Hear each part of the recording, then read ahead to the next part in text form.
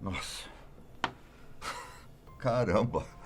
Eu estava lendo sobre a história que falam sobre casas mal-assombradas.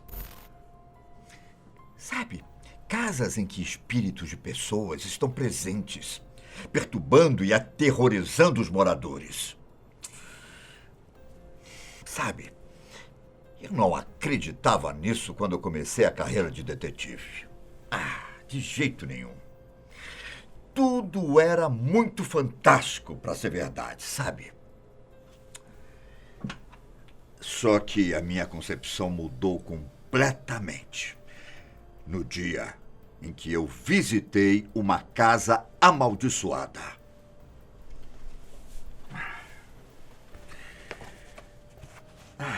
Caso você não saiba, eu sou o Bira, detetive particular.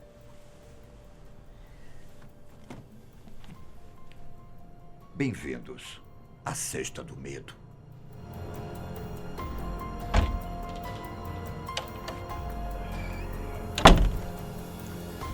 Ao contrário de algumas casas que se tornaram pontos turísticos para os fãs de filme de terror, como a mansão Winchester ou a fazenda, que serviu como base para a invocação do mal, algumas propriedades foram derrubadas antes de serem palco de maiores problemas. Pegue como exemplo o caso de uma residência na cidade de Christchurch, lá na Nova Zelândia. O ano era 2010 e eu estava lá, investigando o caso de um homem desaparecido, quando surgiram as notícias sobre Jason Somerville. Ele confessou os assassinatos de 2 mulheres, sua esposa Rebecca e a vizinha. Como se não bastasse, ele ainda enterrou os corpos no chão da própria casa. Para o tio, Jason disse que matou a única pessoa que tinha amado na vida. Foram crimes chocantes para a cidade. Eu estava lá quando os moradores resolveram derrubar sozinhos a casa de Jason, como forma de enterrar as lembranças dos atos hediondos. Tentaram colocar fogo na casa em 4 ocasiões, mas nenhuma delas deu certo.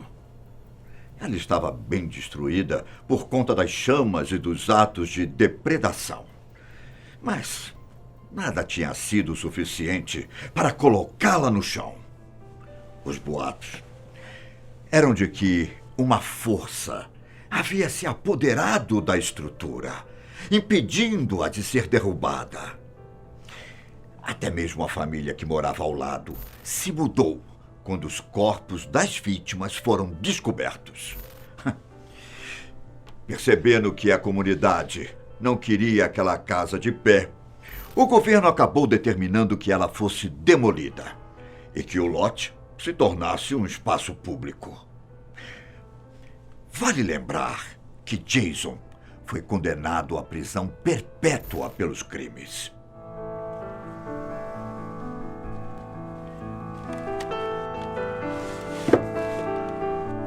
O mais curioso é que eu conheci algumas casas que foram demolidas e não tinham sido palco de assassinatos ou outros crimes. Elas simplesmente possuíam algum tipo de paranormalidade.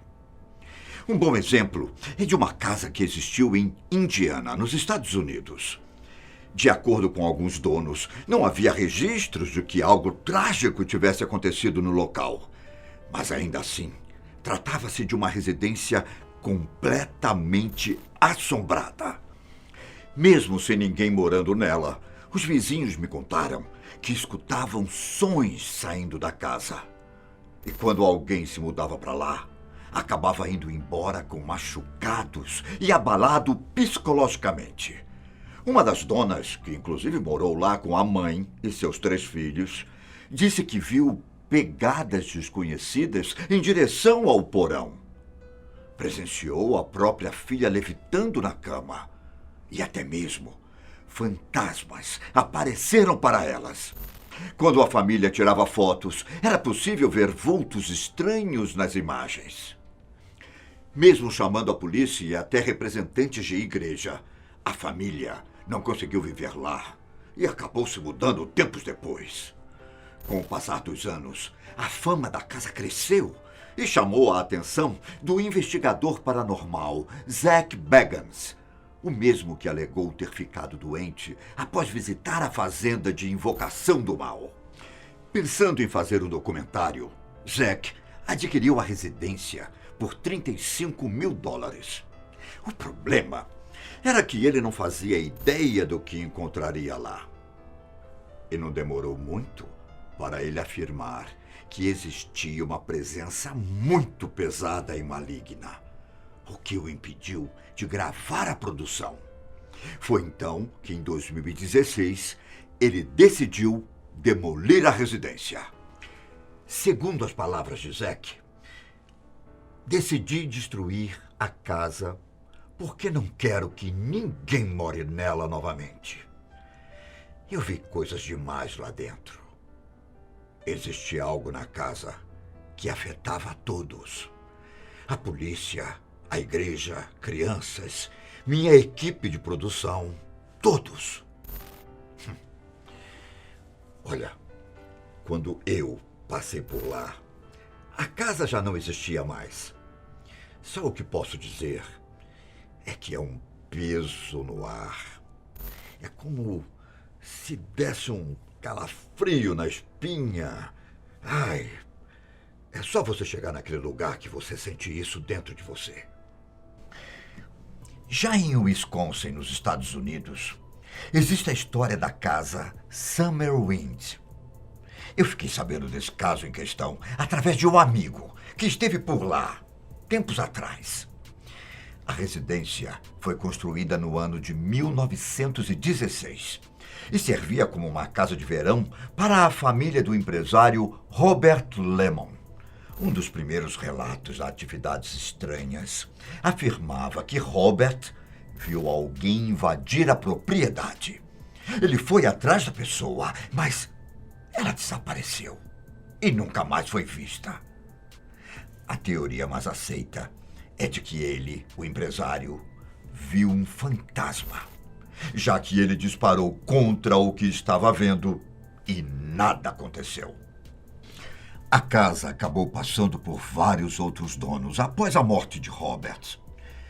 E um por um reclamou de coisas estranhas na propriedade.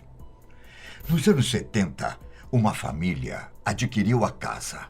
E não demorou muito para que começassem a ver vultos pelos cômodos. Perturbados com todas as atividades paranormais, eles conseguiram passar entre 6 a 8 meses por lá somente. A família nunca dormia bem. Ouvia vozes vindas de lugares vazios e os objetos ainda se moviam sozinhos. O pai da família chegou a ter um colapso mental e a mãe quase cometeu suicídio. A família se mudou e a casa foi comprada para ser transformada em um empreendimento. Só que o projeto não foi para frente por conta das assombrações. A residência acabou sendo derrubada sem que uma investigação paranormal fosse feita.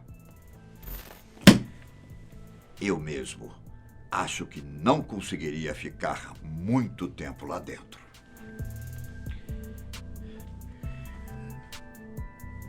Agora, preste atenção nessa outra propriedade. Você já ouviu falar em H.H. Holmes? Ele nasceu em 1861 e é conhecido como um dos primeiros serial killers de Chicago. Acredita-se que o número de vítimas dele passe de 100 pessoas, já que podem existir crimes que não foram descobertos.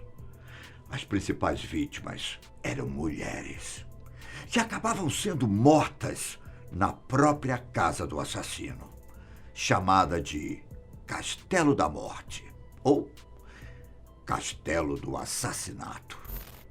Na propriedade foram encontrados os cadáveres das vítimas, que foram torturadas e espancadas.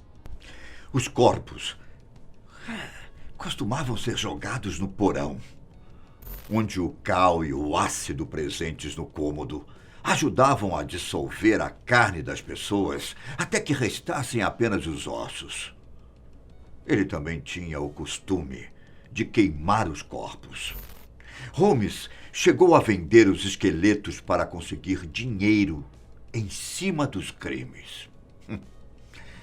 Felizmente, o serial killer foi descoberto e preso pelos homicídios, além de ser culpado por fraude de seguros. Antes da execução dele, marcada para o dia 7 de maio de 1896, o castelo pegou fogo misteriosamente, mas não o suficiente para ser totalmente destruído. Os testemunhos dos moradores da região falavam que a propriedade era maligna, justamente por ter sido palco de tantas atrocidades. Após a morte de Holmes, a propriedade ficou de pé até o final da década de 30, momento em que o tal castelo foi demolido e uma estação dos Correios foi construída no lugar. Apenas uma passagem de fuga no subterrâneo se manteve intacta. Um pouco parecido com o Castelo da Morte é o Castelo Birkwood, na Escócia. A propriedade funcionava como um hospital psiquiátrico e chegou a ser considerada como o lugar mais mal assombrado do Reino Unido. O motivo? Diziam que os espíritos das pessoas que morreram na instalação não foram embora de lá. Espíritos zangados, com todas as coisas que passaram enquanto estavam vivos, ao que parece, continuaram por ali. Em 2015, tanto o castelo quanto o terreno foram comprados e foi dada a ordem de demolição para que um hotel de luxo fosse construído no lugar. O problema é que quando os trabalhadores estavam construindo as paredes, uma espécie de força sobrenatural as derrubou. Além disso, sons estranhos também eram ouvidos durante a jornada de trabalho. Até mesmo uma explosão foi registrada. Eu tinha um amigo que é um estudioso da paranormalidade. E ele sempre diz que é possível que o sobrenatural se apodere de casas, principalmente quando lá aconteceram atos de violência. Você já passou por alguma experiência do tipo? Comente aqui embaixo. E atenção ao comprar uma casa. Tchau.